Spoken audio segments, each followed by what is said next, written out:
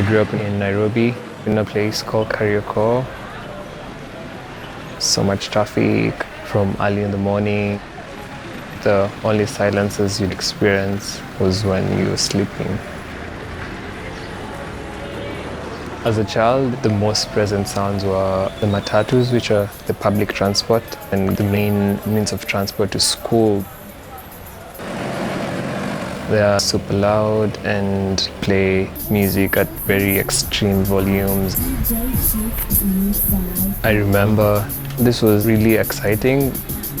The sound of people, you're excited to feel the bass frequencies and all these elements of the music.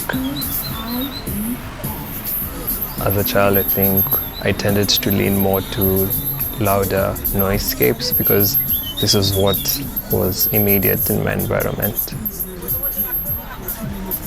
Way later, I find myself leaning towards music which is more meditative and calming.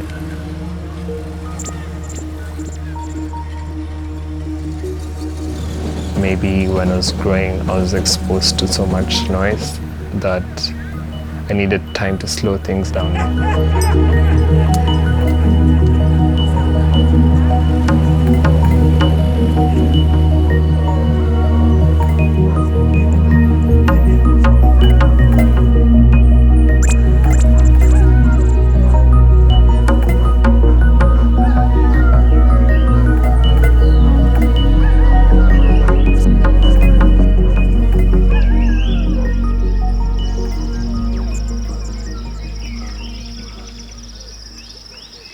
When I was in high school, the family needed to find a new home and move from Kariokor to Rongai. It's just on the border of the national park, on the outskirts, like 30 minutes drive to the city. In Rongai, it's super calm and the nature was so close to me that I could hear more. Like the birds were coming at the balcony in the morning. I became more aware of sounds that weren't present and I started recording my environment. This move to Rongai did help a lot to focus and know what I really want. In Kariokor, there's so much like noise, as I mentioned, that you wouldn't focus on one thing. I wasn't even thinking of what I'll do maybe 5 years down the line. Just take out my recorder and record sounds and use these sounds on a piece of music wasn't something that I'd have been thinking of in Kariokor. This prompted me to bring a desk in my room and start producing.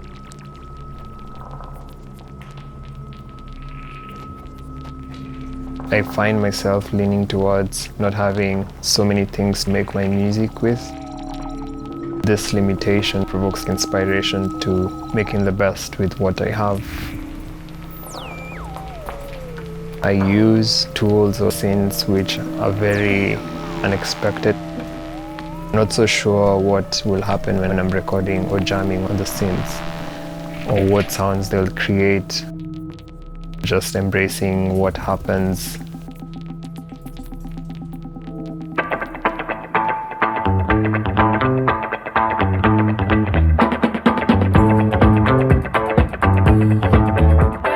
As a child, I knew my grandfather was a musician, but I didn't know him as a renowned political musician or activist. I was named directly after him, so my teachers or friends or people who knew his music would ask, "Are you related to Kamaru?" In my university, we studied his music. My professors wanted to know more about myself and his life, and I made more effort to see him more and learn from him and understand what he was thinking. He wanted us to work together or be in a studio and produce music, and this was also around the same time that I learned how to produce music. And he was telling me that we need to make something together, but that didn't happen. And later is when I started this archival or reissue project, which I've been doing since 2019. His music was very intentional of what he was saying.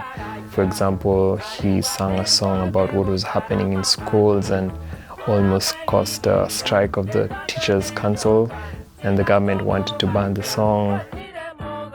Being authentic and honest with your art is something that I took a lot from him.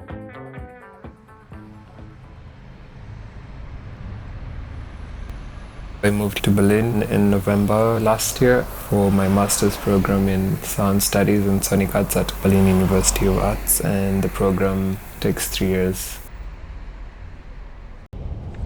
The first few days was very difficult because the soundscape is so different from Nairobi, and I was trying to understand if things will change or will my sound change.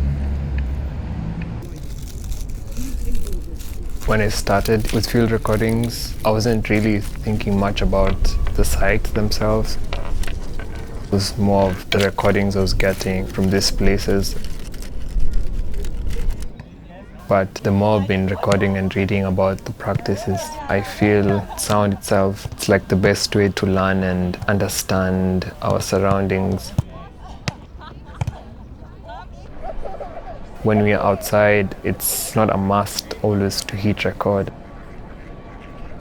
This is something that I've been practicing here, where I just go outside and just being still and listening. Sometimes when I go out, I carry sketchbooks and a pen. I write and listen, explain how the surrounding is. I've experienced the sound as it happened and not necessarily I had to record it.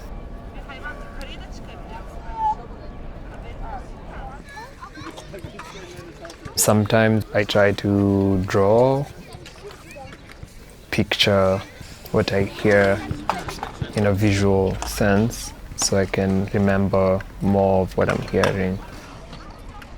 For example, if something randomly becomes super loud, it will change on the sketch in a way that maybe with different lines or intensity of the color.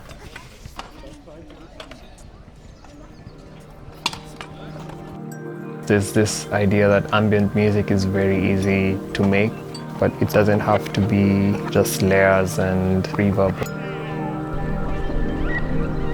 Recordings which I find interesting use elements in extended ways that create newer textures and melodies and rhythms. If a piece of music blends well with field recordings, there's this sense of not knowing if the music is happening. Also, like the backstory of the places that recorded the sounds, and just knowing that there's a narrative behind a piece of music. There's always something more to connect to.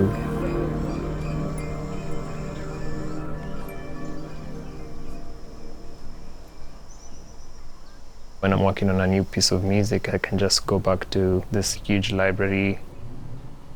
I name my field recordings, it's not with location and date.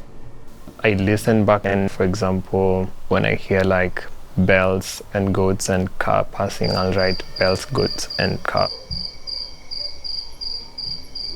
I'm making now works based on pollution. It's an 8-channel piece of music, and it'll be in a museum, a listening room. I use purely field recordings of the environment or archives of underwater sounds. It was a new experience for me, making spaces with sounds. Working on music on multiple speakers does change how you listen. It's more of like how the space interacts with the sounds, and how you're moving within this space also creates this interaction with the piece. I've had instances where people wouldn't have thought like ambient or experimental music is for people who are based in Africa. Stereotypical ideas that African music should be all rhythmic or drums or people dancing. Your surroundings or environment or growing up or for example moving here. So much things influence how you make art and shouldn't be based on where you're from.